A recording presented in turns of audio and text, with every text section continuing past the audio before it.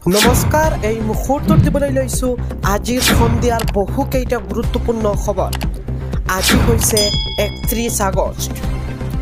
আজিৰ সন্ধিয়াৰ প্ৰথমটো খবৰ হৈছে এটা বিগ ব্ৰেকিং নিউজ।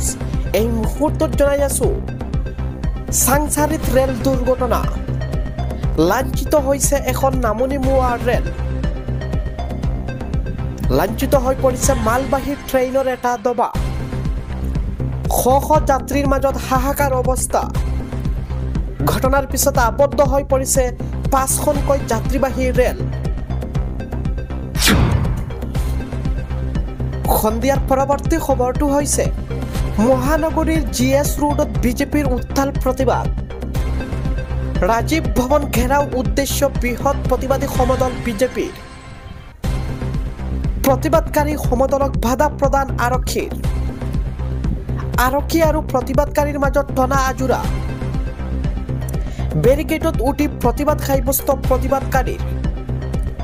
সমূহ সমৰত বিজেপি আৰু কংগ্ৰেছৰ নেতা কৰ্মী। বিজেপিৰ প্ৰতিবাদকাৰীক ৰাজীৱ ভৱনত চাহ খাই যাবলৈ আহ্বান কৰিছে কংগ্ৰেছৰ। আজিৰ সন্ধিয়াৰ আন এটা খবৰ হৈছে 3 লাখ সন্দেহযুক্ত ভোটাৰলৈ নিৰ্বাচন আয়োগৰ জাননী। কৰ্তন হ'ব পাৰে ভোটাৰ তালিকাৰ পৰা নাম। বিহাৰ নিৰ্বাচনৰ পূৰ্বে ভোটাৰ তালিকা নিৰীক্ষণৰ কাম অব্যাহত ৰাখিছে আয়োগে। 30 ছেপ্টেম্বৰত প্ৰকাশ হ'ব চূড়ান্ত তালিকা। নথি পত্ৰত খেলিমেলি থকা সন্দেহযুক্ত ভোটাৰৰ কৰ্তন হ'ব পাৰে নাম। ইতিমধ্যে সংশোধিত খচৰাৰ পৰা নাম কৰ্তন হৈছে 65 লাখ ভোটাৰৰ। আজিৰ সন্ধিয়াৰ পৰৱৰ্তী খবৰটো হৈছে পুনৰ অসম আৰক্ষীৰ নাক কাটিলে এজন জোৱানে। কিশোৰীক যৌন নিৰ্যাতন চলোৱাৰ অভিযোগত আৰক্ষী জোৱানক গ্ৰেপ্তাৰ। পস্কো আইনৰ অধীনত গ্ৰেপ্তাৰ হ'ল অসম আৰক্ষী জোৱান প্ৰজেন লাংথাছা। মেঘালয় আৰক্ষীয়ে গ্ৰেপ্তাৰ কৰে আৰক্ষী জোৱান প্ৰজেন লাংথাছাক। মাউলাচনলৈ OPৰ অধীনত ব্লক II এখন গাঁৱত হৈছিল জঘন্য কাণ্ড। গাঁওখনত অসম আৰক্ষীৰ জোৱানে কিশোৰীক যৌন নিৰ্যাতন চলোৱাৰ অভিযোগ। ঘটনা সংঘটিত কৰাৰ পিছৰ পৰা পলাতক আছিল অসম আৰক্ষীৰ জোৱানজন। লামডিংগৰ 18 নং APBNত কৰ্মৰত আছিল প্ৰজেন লাংথাছা।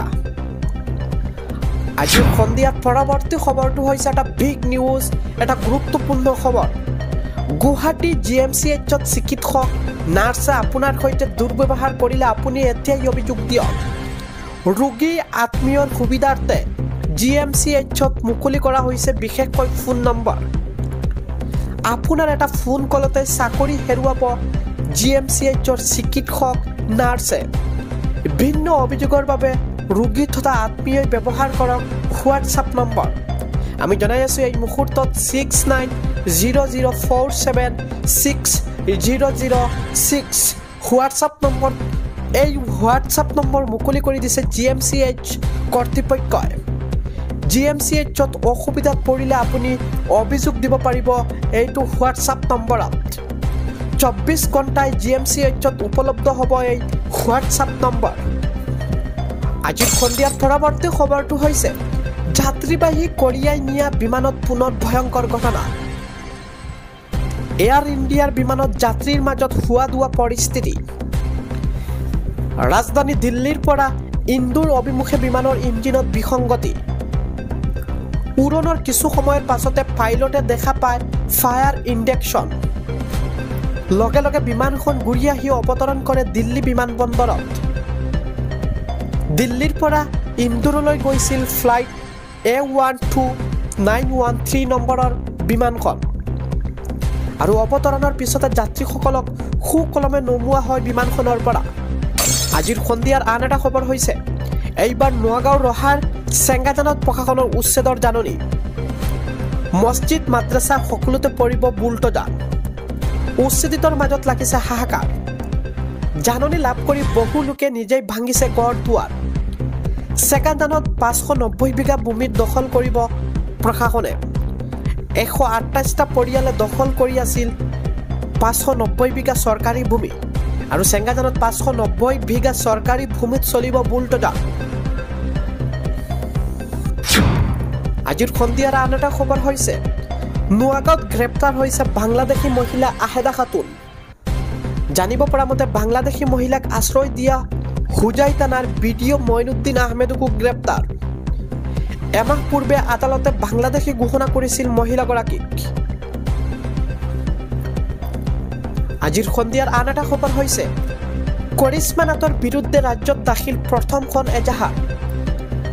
নাগাৰা নামৰ পাটিকাই ৰাবাৰ কালজীয়া গীত কৰিছিল বিকৃত।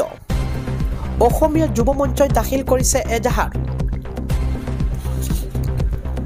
আজিৰ সন্ধিয়াৰ আন এটা খবৰ হৈছে অহা ডিচেম্বৰ মাহত ভাৰত ভ্ৰমণলৈ আহিব ৰাছিয়াৰ ৰাষ্ট্ৰপতি পুটিন।